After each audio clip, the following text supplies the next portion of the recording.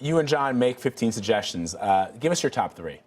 I'd say number 1 is making it easier for readers to flag false news, to flag bad stuff, bad accounts, and so on. Number 2 is the media should be able to fact check things, and in the combination of those two, Facebook and Twitter and other platforms should be able to feed this information to the users. And finally, and this is an odd suggestion, I'm an editor, so maybe this is egotistical, but I think that Facebook especially should hire a top-level editor, not to create content, not to edit, not to compete with big media, but instead to bring a sense of public obligation to the platforms and to help translate journalism to the technologists and technology to the journalists and create the kind of collaboration that can, in the end of the day, improve the experience on Facebook by making it more truthful and more civil, we hope, and thus, I hope, improve the civic discourse across this country and thus improve the country. The problem, I think, is that a lot of people don't even get their news. I think that, and I don't know if this is, if it's something that we as journalists can take on, or if it's something that starts earlier, perhaps the way that people are educated when it comes to the media.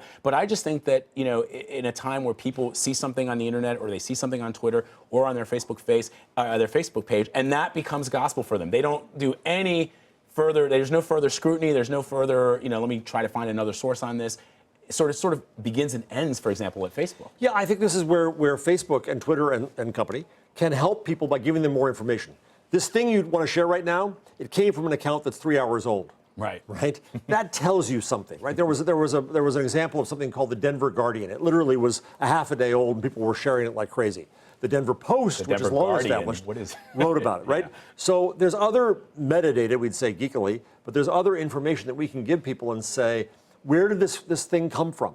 Track it back. They have lots of smart systems. And find out this came from somebody who posts 1,000 times a day. It's just a bot.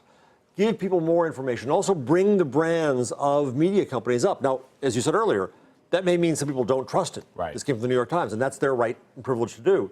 But know where it came from. One of the problems we have in the news business is we're lost in the internet. And now I think that we can give people more awareness of these brands and what they mean, good or bad. All right, Jeff Jarvis, fascinating. The article is called A Call for Cooperation Against Fake News. Check it out. Thanks very much for stopping by. Thank you.